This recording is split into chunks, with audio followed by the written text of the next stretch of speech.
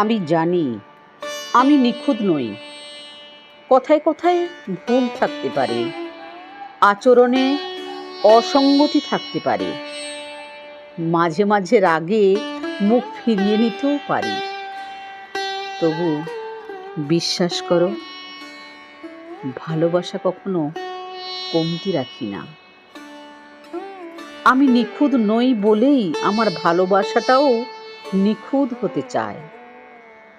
যার মাঝে থাকবে ভরসা, অভিমান, মন খারাপ, আবার মান অভিমান সবই।